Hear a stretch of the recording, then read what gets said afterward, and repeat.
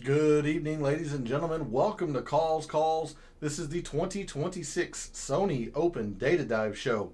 We have a lot to cover on this Monday evening, our first data dive of the new year.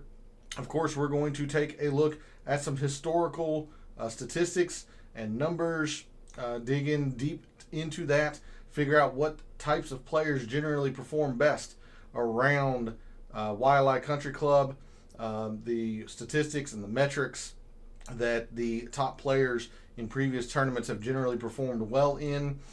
We are going to take a look at the players in the field this week who have been pretty good at those specific metrics. We're going to take a look at some performance from the players in the field this week, specifically at Waialae. And then, of course, at the end of the show, I'll show you the research that led to what I posted earlier on social media today regarding the 14 players that fit the patterns of previous winners. So we have a lot to cover. Let's get right into it. All statistics provided tonight and every night are from fantasynational.com. They are merging with another analytical or golf analytical site. So I imagine I will probably migrate over to that other site eventually. But right now, they have everything that we need we need for our purposes in terms of figuring out who we want to wager and the top plays in DFS. Just giving you the heads up and the transparency for the viewers that Fantasy National is going to be merging with another golf analytics site. I'm sure that is in the works in the background. So Fantasy National does lack a couple of things right now, or they haven't updated a couple tournaments. But for what we need, it'll be sufficient. So all statistics provided tonight are from fantasynational.com. Speaking of social media, Gabe's handle's in the description. He writes a great article called The Fringe. I can't recommend it enough. His course history and recent form came out today. So if you are not subscribed to his article, you really are missing out. And make sure you're following him over on social media, because that is where we'll put our picks for the 2026 Picks Challenge. I am humble brag here, defending champion. I intend to keep my title versus Gabe, and we encourage you to play along in the comments or over on his social media page, and the only way you're going to be able to do that is by following him over on social media. So make sure you're doing that. My handles are in the description. As I alluded to just a bit ago, I posted some research earlier today regarding previous winners of the Sony Open and Waialae Country Club, some patterns that they all shared, players in the field this week who also fit those patterns. You want to see the weekly research that I do on the PGA Tour, give me a follow at your preferred social media site. X specifically is where I put my weekly betting cards and top player usage in the DFS contest I play. That comes out every Wednesday after the DFS Tactics show, so make sure you're following me over on X if you want to see the players I'm wagering my money on and the players I'm using most often in my lineups. And then finally, for this intro, we are live. Chat's open. I want to hear from you all. Again, any success that you've had over the extended break here from calls. Hopefully you had a very Merry Christmas and a great start to 2026. So feel free to put any success or just say hello in chat. Let me know how things have been going for you. And then obviously, since we're here for the Sony Open, any thoughts and opinions that you have about the Sony Open, jump into chat, ask your questions. That's what we're here for tonight. If you aren't able to catch the show live, put your thoughts and opinions into the comments. I'll always get to those as well. So we have a lot to cover. Let's get into it. Let's dig into the weeds of the data for the 2026 Sony Open. And we're going to start, as we always do, if I can click on the correct page view there in my software. We're going to start, as we always do on a Monday night, over at the extended forecast for Waialae over at Windfinder. No or very little precipitation perhaps today. Does look like they might get some precipitation on Wednesday. Thursday does look fairly calm. Winds or sustained winds into the mid-teens, gusts maybe up to 20. But it looks like they're gonna be dealing with some wind in Waialae or at Waialae this week. As you can see, Friday, Saturday, and Sunday, sustained winds near 20 mile an hour, gusts perhaps reaching into the mid 20s. This is very, very far in advance. We aren't able to decipher if there is a wave advantage, or at least decipher a wave advantage right now. But as it looks, in 2.5 days away from competition, it does look like there would be a Thursday morning, Friday afternoon wave advantage if this forecast holds. But we will update this the first thing on Wednesday evening to see if the forecast holds or if it changes. Make sure that we have everything that we need in terms of forecast to determine if there is indeed a wave advantage that develops. Like I said, as of right now, it looks like the Thursday morning would have the favor, but hard to say with the tournament 2.5 days away. But it does look like, in general, there's going to be quite a bit of wind around Waialae for tournament week. So there's a look at the extended forecast. We'll move now to Fantasy National, and based on that forecast, you see that I have all of 2025 selected, and I've got the moderate and windy filter selected. The windy filter, or the windy tag, is applied if sustained winds are at 17 miles an hour. So certainly by the forecast, it certainly looks like we could have that be the case. I'm going to be just fully transparent with you as the viewer. I do not know what the moderate cutoff is, or what that number needs to reach to be classified as moderate. But windy is 17 miles an hour in terms of sustained winds. But regardless, it looks like the players at the Sony Open this week are going to be dealing with quite a bit of wind.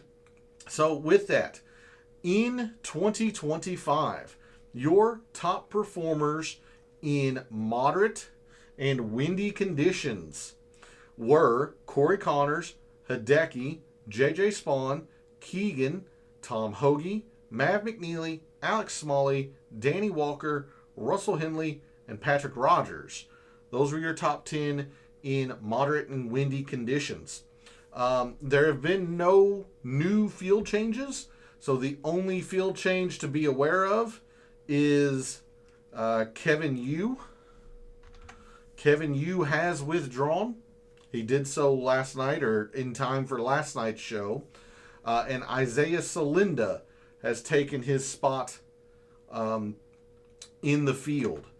Everyone else that is starred is going to be an alternate. Patrick Fishburne's an alternate. Andrew Putnam's an alternate. Jesper Svensson's an alternate, etc., etc. Kevin Yu is the player who has withdrawn, and he has been starred to denote that for us this evening. Okay, with that, we're going to clear the filters for moderate and windy, but we're definitely going to keep an eye on that throughout this evening and keep that in the back of our minds. Because of that forecast, I am less inclined to use the easy relative to par filter, especially since I went back and looked at historical GCSA tournament fact sheets for the Sony Open. And if you'll recall, I'll bring it up very, very quickly for us. I looked at it last night. I mentioned it pretty heavily last night, but the GCSAA is listing the rough at 3.5 inches long. That is the longest that has been listed for the Sony Open. Years ago, 2021 maybe, was listed at 2.25. And then I believe it was either 2023 or 2024, it was listed at 3 inches long. So this is the longest rough listed by the GCSAA. So that is something to absolutely keep in mind as well with the wind gusts, or the wind that is prevalent this week. I don't think it's going to be as easy as it has been in years past. You see, last year We had 4 rounds of windy. We had 2 rounds of average and 2 rounds of easy. 2024 was basically easy. All of 2022 and 2021 was easy.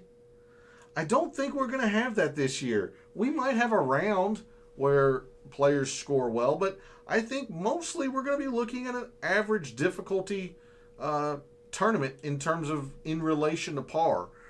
So I'm a little hesitant to use the easy relative to par filter. Now, I don't think we're going to have difficult, because I do remember this was horrendous weather. Rainy, winds, upwards into the mid-20s. I don't think we're going to have that. I don't think it's going to be extremely difficult like it was for the cut portion of 2020. But I'm just not sold that it's going to be easy this week. So instead of using the easy relative to par filter, the one thing we absolutely know for a fact, Waialae is short. Even though it is a par 70, it is only 7,044 yards. Just over 7,000 yards. I will have to... Yeah. Most of these players have, in the teens, maybe the 20s in terms of rounds. I will include 2024 here, but we're going to look at some short course performance very quickly this evening. So your top performers in the field this week on short courses, going back to the beginning of 2024, just to make sure we have enough rounds to make it statistically significant. Ben Griffin, Russell Henley, J.J. Spawn, Keith Mitchell, Austin Eckroat, Chandler Phillips, Aaron Rye, Mark Hubbard, Mav McNeely, and Brian Harmon are your top 10 in terms of performance on short courses. Going back a couple of years, skipping Patrick Fishburne, he is an alternate at the moment. We will clear that, and then before we get into much else, let's just go ahead and jump straight into the deep statistical dive into Waialae Country Club and the Sony Open. Now, these statistics are gathered for the players who have finished in the top 30 and ties. So it could be 30 players, it might be 38 players, just top 30 and ties, and their performance in the various metrics. We see in terms of strokes gained, off the tee used to be pretty important in terms of the raw number. If we look at against the average full field course, that's still on the RSM from the fall. We look at against full field averages. You see the Sony really lacking. But if we were to take the two most recent years off of that, it's going to jump up to more close to full field course average.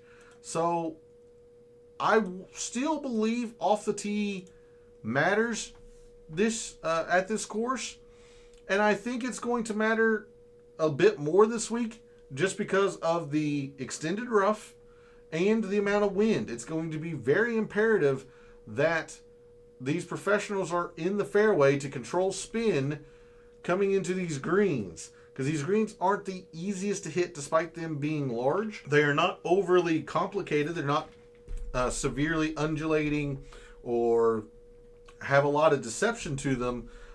It's just with the wind, they can get difficult to hit.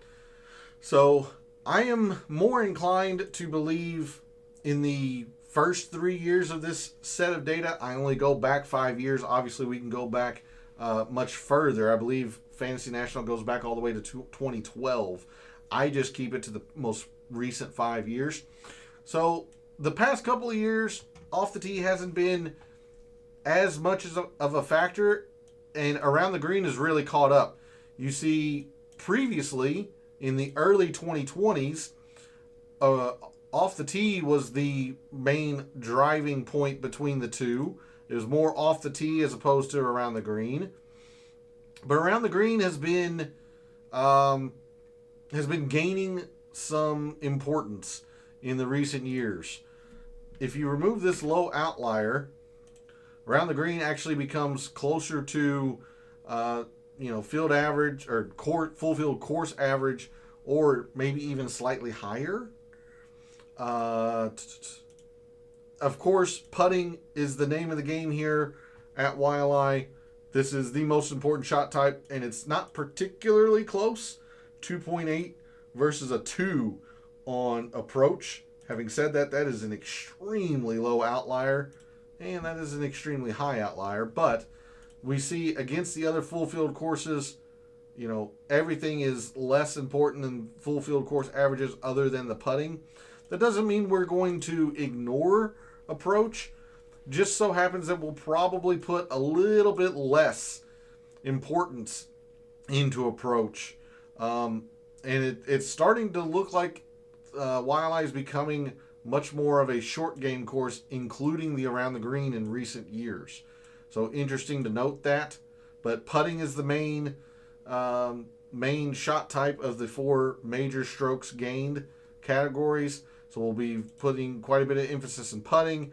I'm not going to ignore the approach, but it's hard to ignore just the lack of consistent importance the approach has year over year here at YLI.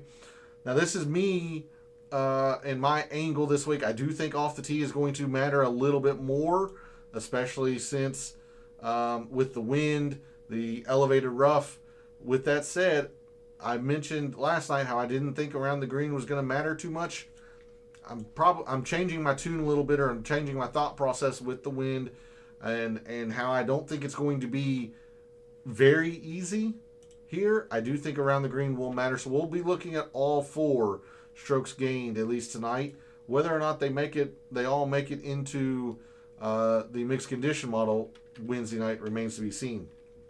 We move over to distance and fairways and greens hit. Distance, not a factor. You see, it was even a negative factor for the top 30 players in last year's tournament. Distance, 40% less important than the average full field course. Fairways, only at 10% less.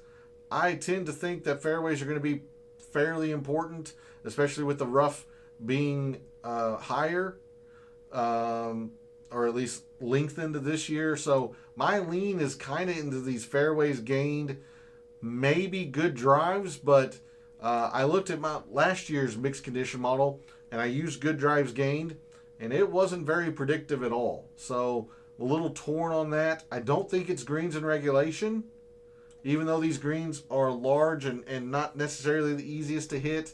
They're easy enough that I don't think I'm going to use greens, especially since you see they have lost importance over the years. I'm not sold on much in this page view other than maybe accuracy related things, fairways gained, good drives, etc. We'll see. I do have one inclination to use with a filter that I'm thinking about, and we'll get to that when we go back to Fantasy National. Historically, over the years, YLI's been easy, so that's why the birdies gained has been the main.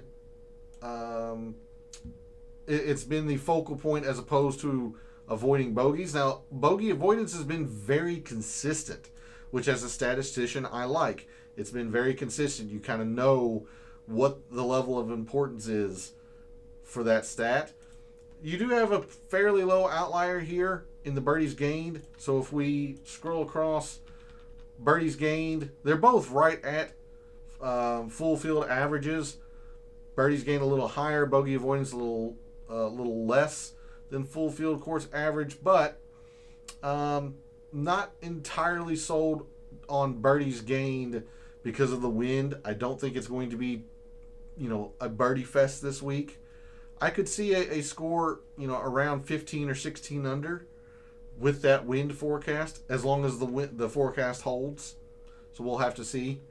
Now we'll come into the meat and potatoes, really, of digging into these metrics.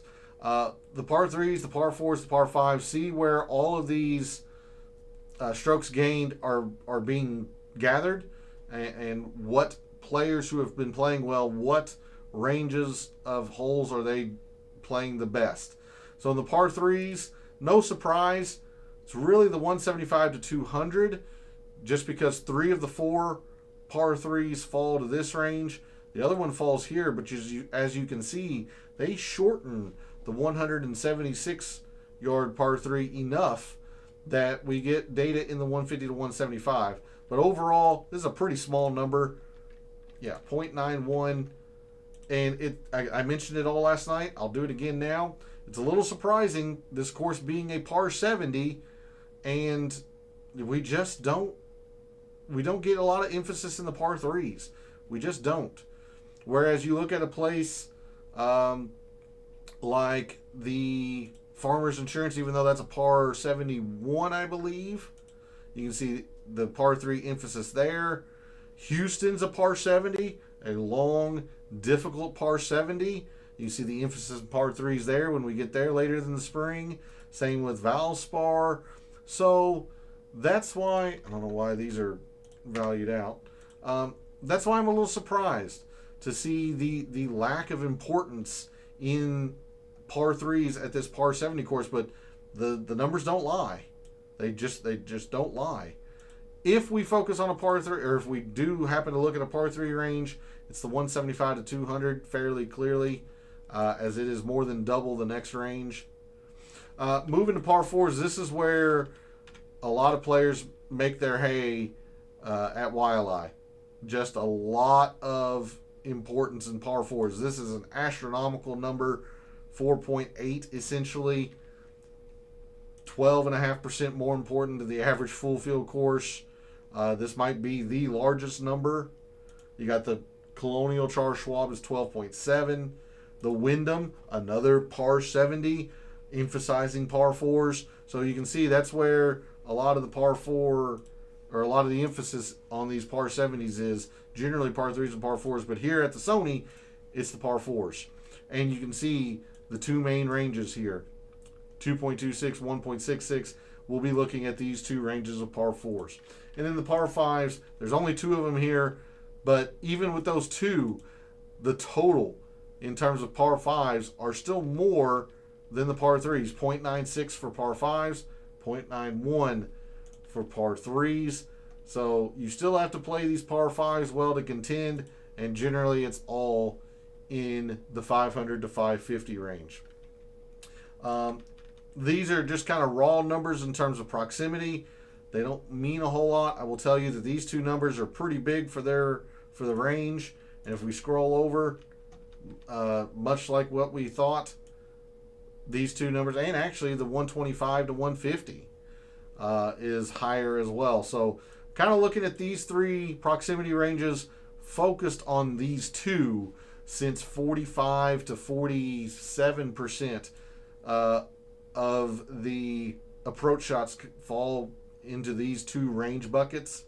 25 point some percent, a little bit more than a quarter of the approach shots come from this range. I think another 22 to 23% come to this range.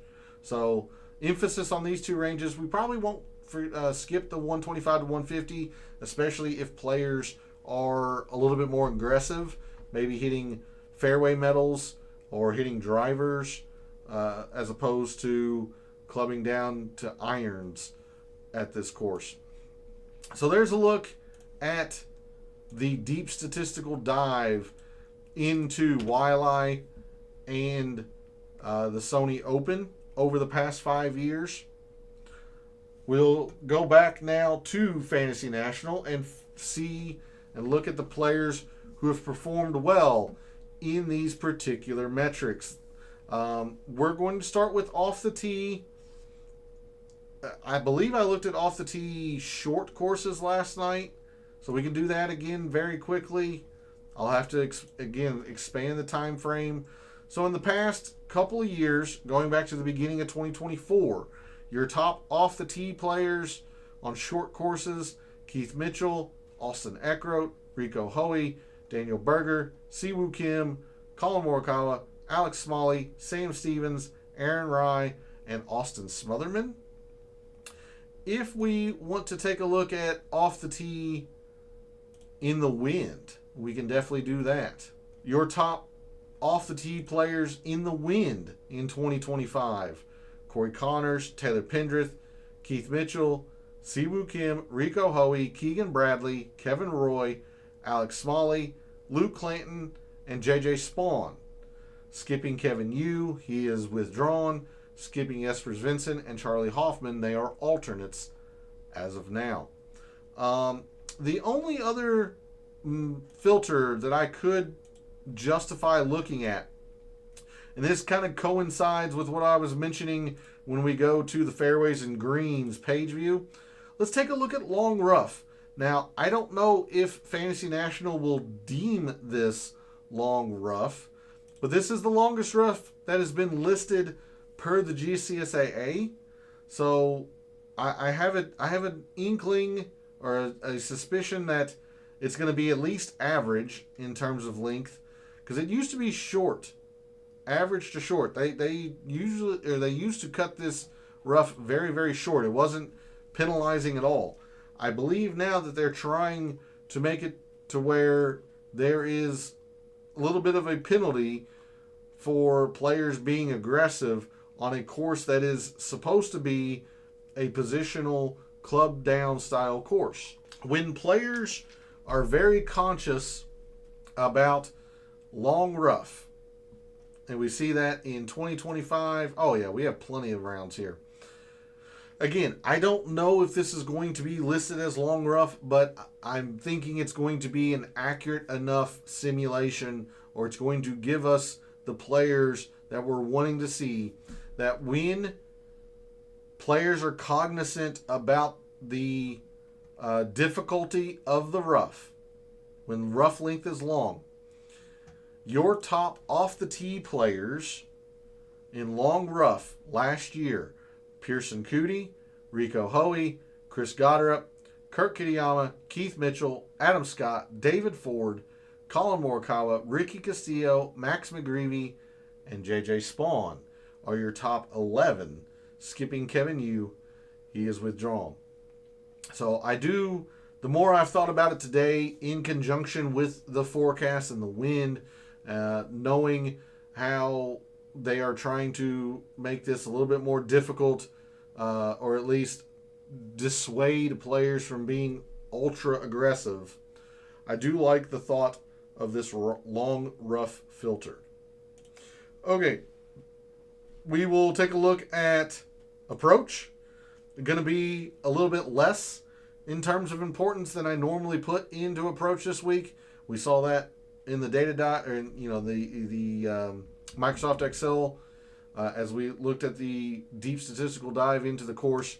But we're still going to be, we're going to still factor in approach into our model come Wednesday night. So your top approach players the past 24 rounds: Rico Hoey, JJ Spawn, Kurt Kitayama, Henley, Ben Griffin, Ryan Gerard, Colin Morikawa, Hideki, Mac Meisner, Chris Kirk are your top 10 there.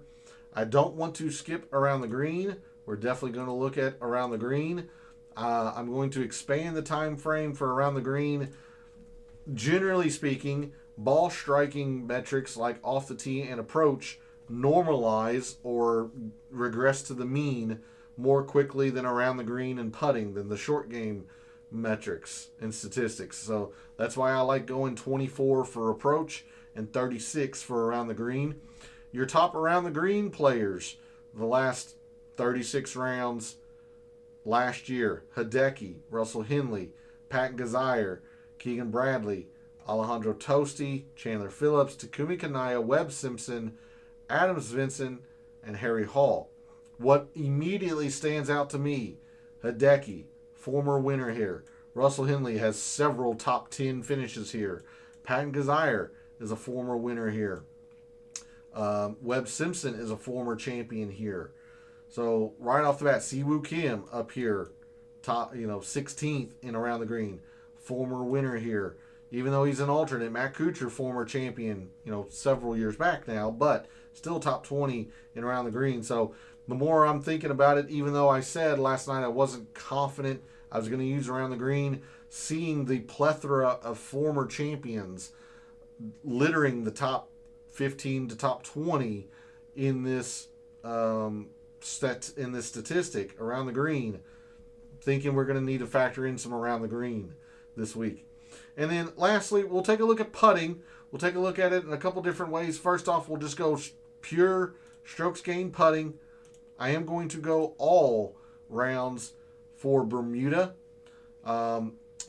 If I were to guess, we would be looking at average speed greens, but looking last night when we checked this filter, there just weren't enough rounds to make it statistically significant. It was a pretty small sample size, so we're just going to look at Bermuda. Your top Bermuda green putters in 2025 in the field this week for the Sony: Harry Hall, Nico Echeverria, Denny McCarthy, Ben Griffin, Matty Schmid, Gary Woodland, Bobby McIntyre, Vince Whaley, Zach Johnson, and Gordon Sargent. Now, the other thing we're going to look at in terms of putting is spike percentage. And I'm going to use 2. Now, you can argue what's your definition of spike. So this is going to show us the percentage of rounds a player has gained this amount or more on a particular surface or whatever filters we're using. So right now we just have Bermuda selected. So for example, right here, Sahith Theegala has gained or did gain 2 strokes or more in 4% of his rounds on Bermuda.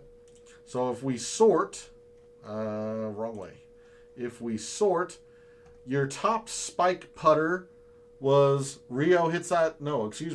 Yuta Segura, but it's only 2 rounds, so be very mindful of that.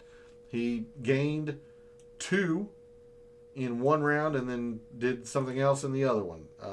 Lost almost 3. So, be mindful of that. An extremely small sample size. Your top spike putters, the players that will can go nuclear on Bermuda greens. You have Zach Johnson, 40% last year. Harry Hall, no surprise, very good putter, 26%. Denny McCarthy, again, all-world putter, 25%. Bryce Garnett, Patrick Rogers, Ben Griffin, Nico Echeverria, Luke Clanton in a slightly smaller sample size, 22 as opposed to the 40 or so rounds these others mostly have. Bud Cauley and Gordon Sargent, these are your players that have spiked at least 20% of the time. So roughly, I know generally it would be 25% if you wanted to do once a tournament, but I'll go to 20%. Basically, once a tournament, these players will spike, meaning they have gained, and I deem this 2.0 strokes gained or more. They will spike. Some other notable players that are pretty close: Chris Goddard, Jake Knapp, Bo Hostler, again, very good putter. Malnati, pretty darn good putter. Matty Schmid has been very good on Bermuda greens, or at least he was in 2025. Russell Henley, amazing here at Wiley.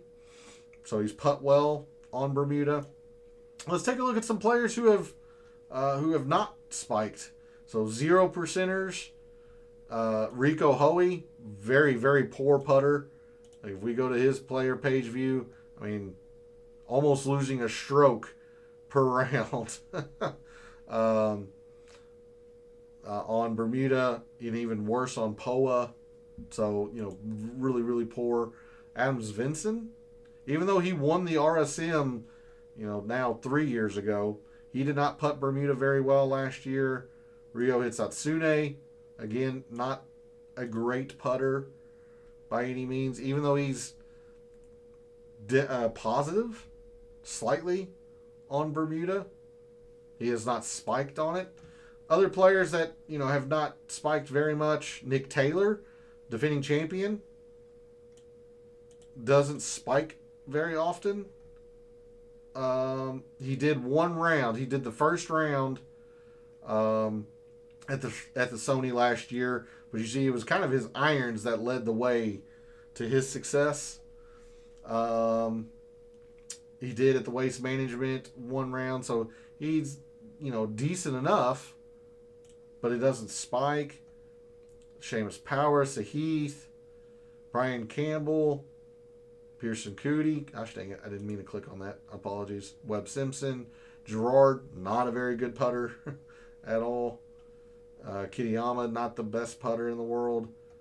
So there's a look at some of your top spike putters on Bermuda. And all these players did not play or did not have a measured round on Bermuda. Okay, we'll clear all those. Let's go to fairways and greens. And again, I'm going to look at this long rough filter. I'll look at a couple of different things. I'm not entirely sold what metric I want to use from this page view, if any. But we know that distance really doesn't matter around YLI. We saw that in Excel. So first, let's just kind of take a look at fairways gained. Excuse me. I don't love this metric, but again, explaining why I'm using the long rough filter when players know that the rough is penal, which we don't know if that's going to be the case this week at the Sony, but the GCSA has listed the rough as the longest it is listed ever per the fact sheet. It seems like they're trying to make it a bit more penalizing for players who want to be aggressive. Your top players at hitting fairways when the course has long rough: Takumi Kanaya, Colin Morikawa, Aaron Rai, David Ford, Bryce Garnett, Russell Henley, Rico Hoey, Siwoo Kim, Corey Connors, Max McGreevy. David Ford and Rico Hoey are the only ones that are respectable in terms of distance. Most of these other players are known as, being accurate or being fairway finders. Colin Morikawa, not very long off the tee. Aaron Rai, not very long off the tee. Russell Henley is not long off the tee. Siwoo has always been very, very accurate with the driver, a former champion here. So we could look at fairways gained as a possibility. Good drives gained in long rough, meaning a player has either hit the fairway or they have hit the green from the rough or fairway bunker or what have you. Your top good drives gained players when a course had long rough in 2025. Takumi Kanaya, Russell Henley, David Ford, Colin Morikawa, Siwoo Kim, Bryce Garnett, Max McGreevy, Corey Connors, Aaron Rai, and Chad Ramey. A whole lot of overlap here. That's why I don't like the fairways gained. I generally go to good drives if I'm looking at accuracy. So my lean is to good drives, but I looked at good drives last year at the Sony, and it was not very predictive at all. So we'll have to see. We could also look at sand saves. There are quite a few bunkers guarding the greens around YLI. So your top sand saves players in 2025: Hideki, Michael Kim, Ryo Hitsatsune, Siwoo, William Mao, Tom Hoagie, Bryce Garnett, Webb Simpson, Adam Scott, and Adams Vinson. We will now move to scoring. Birdies and bogeys, maybe opportunities, but again, I don't feel great about a whole lot in this page view because I don't think it's going to be easy. I also don't think it's going to be difficult. I generally don't like using the average scoring relative to par filter. So instead, what I'm going to do, let's just take a look at bogey avoidance because that was the more consistent metric. Birdies gained certainly was the higher raw number, but you had some high and low outliers, whereas bogey avoidance was just pretty darn consistent. And if this is going to be a little bit more difficult than what I think the past few years have been, I do think it'll be a little bit more important to avoid the bogeys as opposed to get the birdies. Your top bogey avoiders in 2025 in the field this week for the Sony: Michael Kim, Daniel Berger, Ben Griffin, Brian Harmon, Russell Henley, J.J. Spawn, Corey Connors, Hideki, Alex Smalley, and Sam Stevens. are your top 10 bogey avoiders. Let's go quickly to proximity. I'm going to sort on total procs. But again, we are focused on basically these three ranges, mostly these two, 150 to 200. You can see the majority of your approach shots fall to these ranges, 25.4%, 23.1%. But even the 125 to 150 is higher than the average tour event. And at least per Microsoft Excel, this was a pretty important range as well, or at least statistically the top players performed better here than the average tour event. So we'll look at these three ranges with mainly these two as the focus. We'll go over here. I've sorted on total procs, but somebody like Colin Morikawa, exceptional at all three. Hideki, very good at all three. First, sixth, 21st is still good. So, a big reason why both of these players are a couple of the tournament favorites. Keegan, very good at all three of those ranges. Bud Cauley, 7th, 34th, 24th, pretty darn solid. Corey Connors. Probably an honorable mention here to Gary Woodland. Honorable mention probably to Tom Hoagie. Anybody else that stands out across all three? Not particularly. Hey Phil, good evening. Thanks for jumping in chat. Much appreciated. Hopefully you had a great Christmas.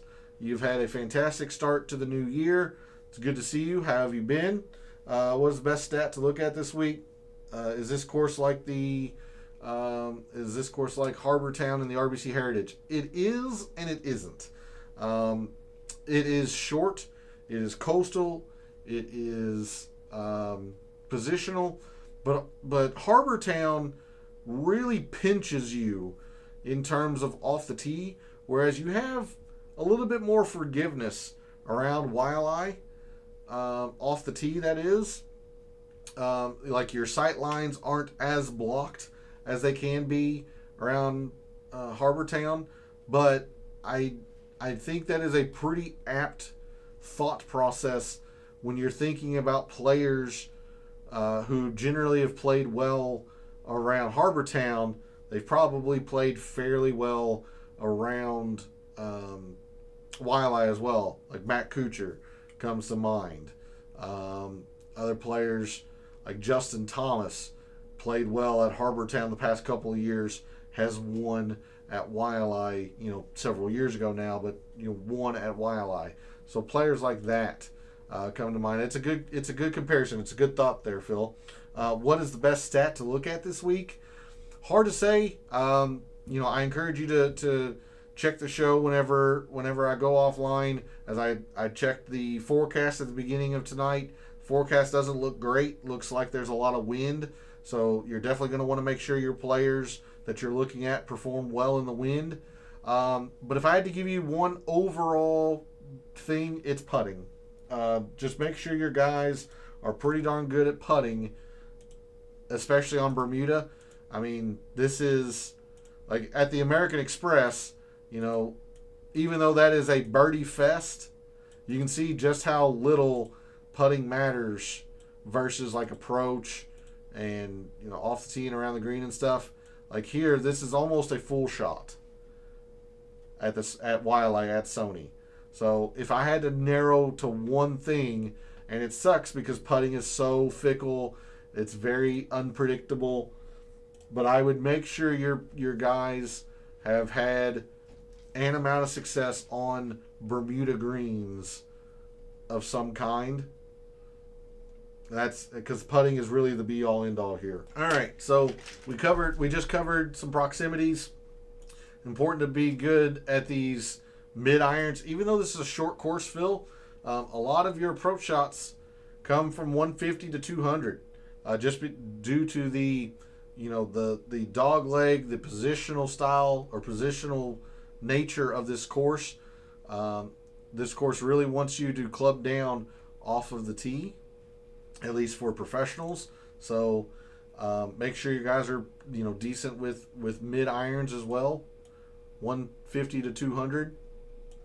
We'll go into par threes. Again, I don't know if I'm going to put any par three emphasis into the mixed condition model. If I do, it's the 175 to 200, but we've seen all night. We saw last night, and it was just exacerbated tonight over in Microsoft Excel. The par threes really just don't matter here, but if they do, it'll be the 175 to 200.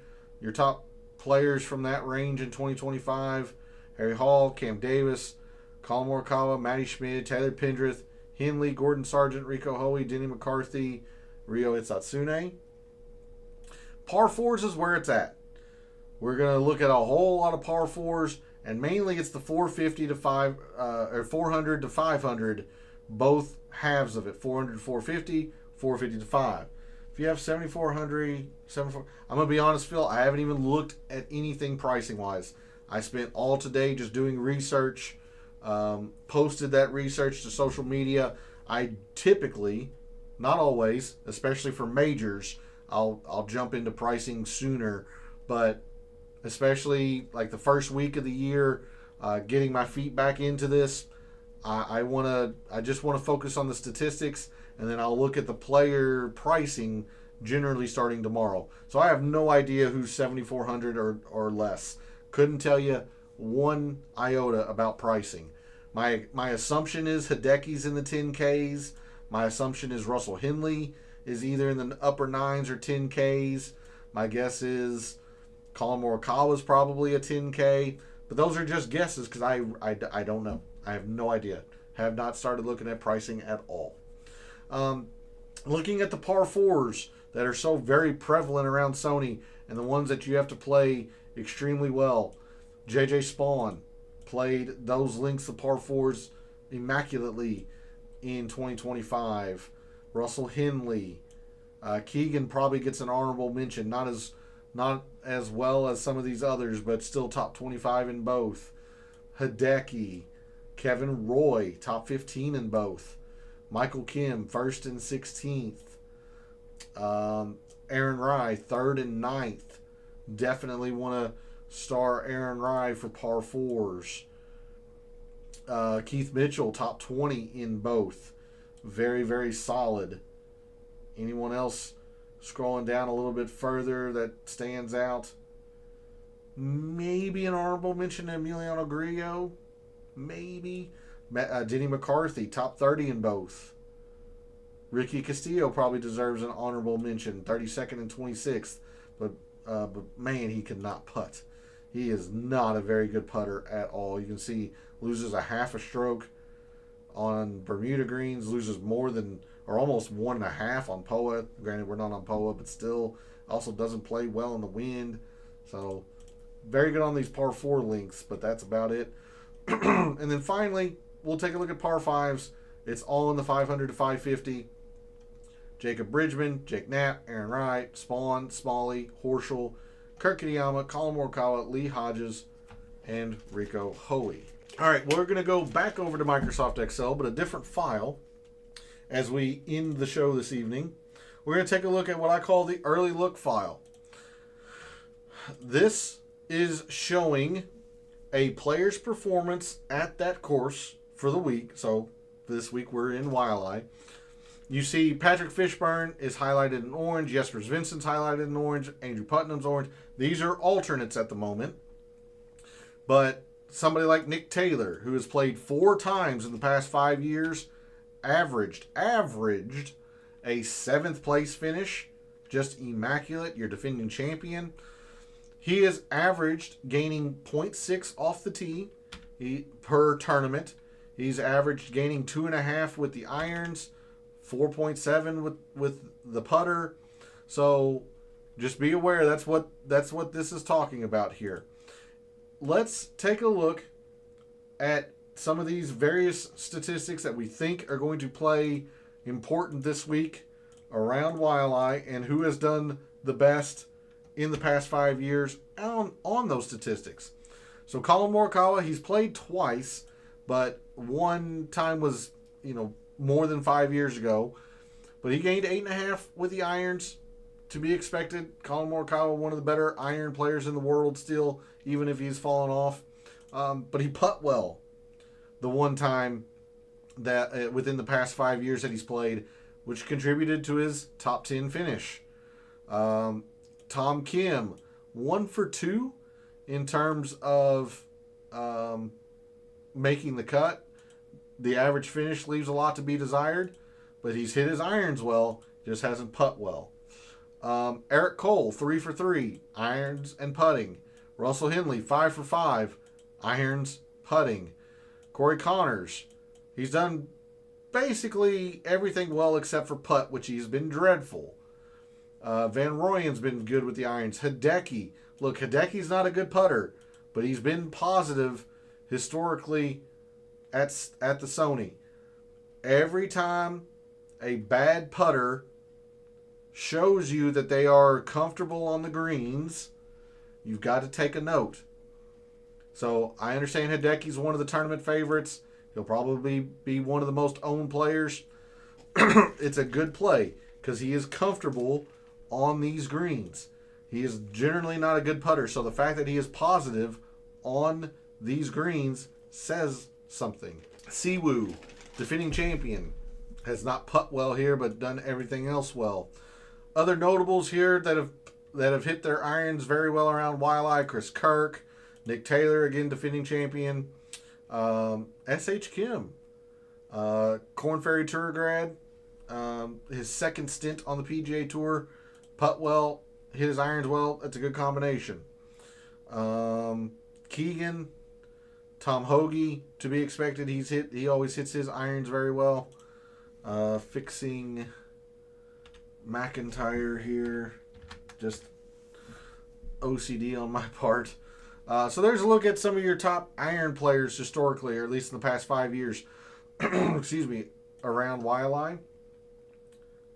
I'm going to speed through this a little bit because I definitely want to show you the research that I posted earlier. So, top putters around Waialae. Again, it's only one time, but Nick Dunlap putt well here last year. Harry Hall in 3 tries. Has not been hitting his irons very well, but he has put the daylights out of this, or off of these greens. So if his irons cooperate, he could be live. Denny McCarthy, no surprise. Top putter, one of the top putters in the world. Nick Taylor, Russell Henley. Nico Echeverria has putt extremely well here at Sony. S.H. Kim again. Eric Cole. Colin Morikawa in his one tournament. Matt McNeely has putt extremely well on these greens here at the Sony. A little bit further down, Brian Harmon, Bryce Garnett, Ben Griffin, tournament favorite, Ben Griffin. Jordan Spieth in his one try. He missed the cut, but he putt fine. The rest of his game kind of disappeared on him, but he putt fine. Griot, again, not a great putter, but is comfortable on these greens.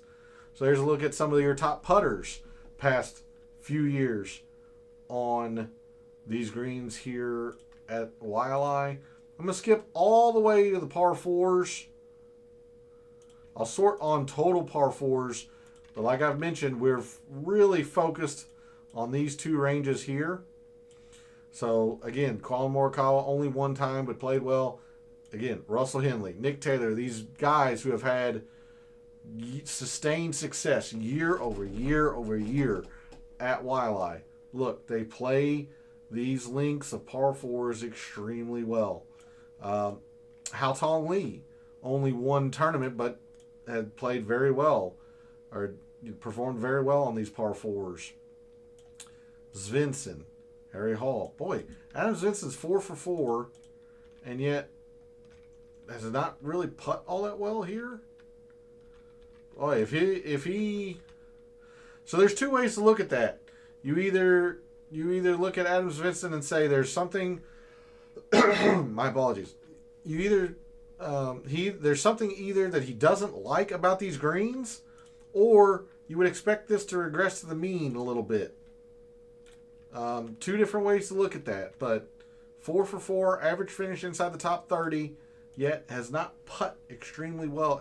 Has in fact putt pretty poorly around here. So that is interesting to note.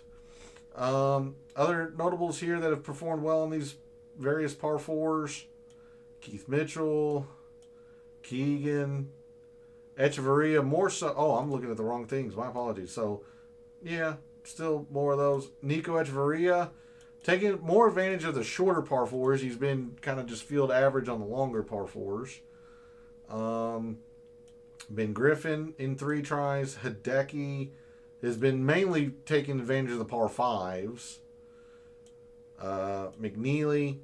So there's a look at some of your top par 4 performers around Waialae. Last thing I'll look at here in this regard before I go to the research, let's take a look at some proximities. I'll sort on the 150 to 175, but we're looking at basically these 3 ranges here. So like somebody like Nick Dunlap, who performed very well here last year, Colin Morikawa again. Let's see if the players who have played. Let's try to find some players who have played it more than once. Patrick Rogers, not bad. Siwoo, he's been more on the shorter ends of the proximities. Nico Echeverria has been more on the longer proximities. Castillo only one time. Like Hideki, look at Hideki performing very well at all 3 ranges that matter the most here around Waialae. Jacob Bridgman, 0 for 2, but he's been pretty good with the proximities. Eric Cole, 3 for 3. Stevens, the longer proximities. Kurt Kitayama, 3 for 4. Okay. We'll end the show this evening. I'm going to resort this on best average finish.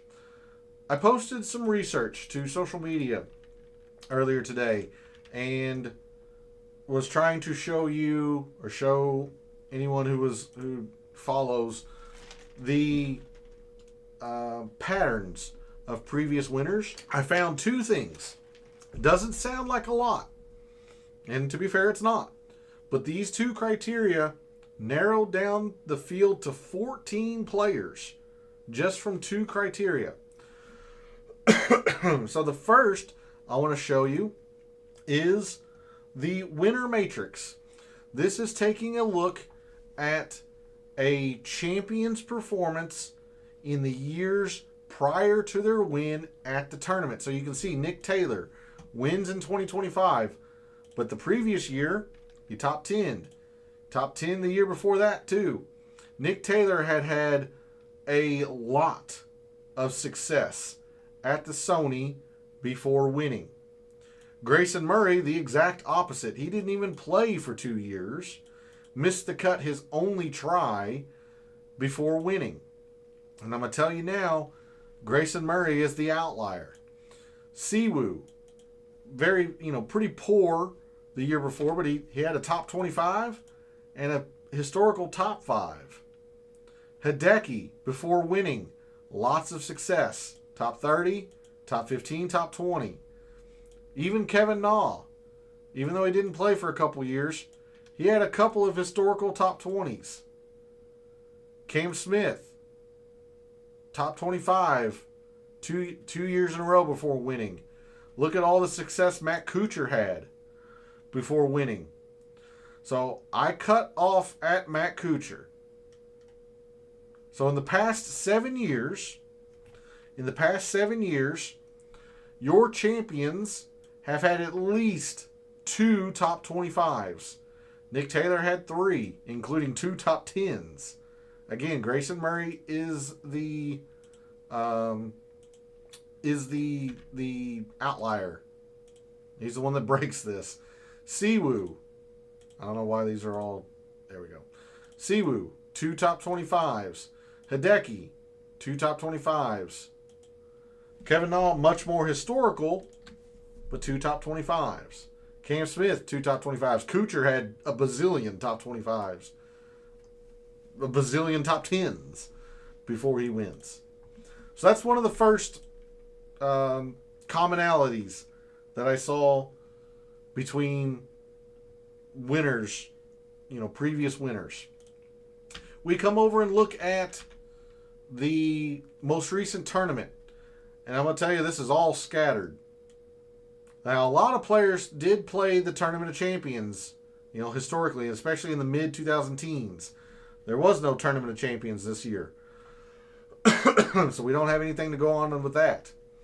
But even in their most recent event, like off the tee, wasn't consistent. Irons weren't consistent. Putting was not consistent at all. Distance. Nothing was very consistent at all across their previous tournament. You had several players with good and bad performances. But what I did happen to notice from these former champions is take a look at their fall performance in the fall portion of the schedule immediately preceding the Sony. Nick Taylor had a top 25 at the Black Desert 2 years ago now. Again, the outlier, Grayson Murray, only played once in the fall, played the RSM and missed the cut. 3 years ago, I believe that's either Siwoo or Hideki. Siwoo. Siwoo, top 25. Actually, a top 10. Top 10 from Hideki in a fall event preceding the Sony. Top 15. Top 5 and a top 15. And a win from Kuchar in 2018 fall, leading to the 2019 Sony win. So each one of these champions, going back to Matt Kuchar in 2019, so 6 of the past 7 champions of the Sony had 2 things in common. One, they had multiple top 20s previously at the Sony. So make sure anyone you're targeting, especially with an outright wager, and it doesn't have to be recent. You see, like Kevin Na, 8th and a 20th some 7 to 10 years before he won. But they have at least had some amount of success at the Sony. Criteria 1, multiple top, I believe I said top 25s to include Siwoo. Multiple top 25s at the Sony. Criteria 2, they had a top 25 in a fall event immediately preceding the Sony. So you go back to the Fortinet from 2025 when all of the American Ryder Cup players were playing. You go from that Pro Core event, I said Fortinet, my apologies. You go from that Pro Core event to the RSM that Sami Välimäki won. Make sure your player that you want to wager or focus on has a top 25 in the fall. They've gotten at least some of the rust off. So that is what I have for you all in terms of a Data Dive show. Thanks to Phil for jumping in chat. Very, very much appreciated. Thanks to everyone else out there who tunes in, watches, listens, supports the channel by liking the videos, commenting, and subscribing. I always appreciate it. I love what I do. Taking a very in-depth look at golf statistics, giving you a statistician and data analyst view of what he sees, trying to help us all win a little bit of money in the process. We're going to try and start 2026 off with a bang and build our bankrolls for the upcoming year. So thank you again for all the support, for all the wagers you've made so far this week for the Sony Open, for all the wagers you're thinking about making this week for the Sony Open. And until I see you Wednesday night for the DFS Tactics show, may all your bets be profitable.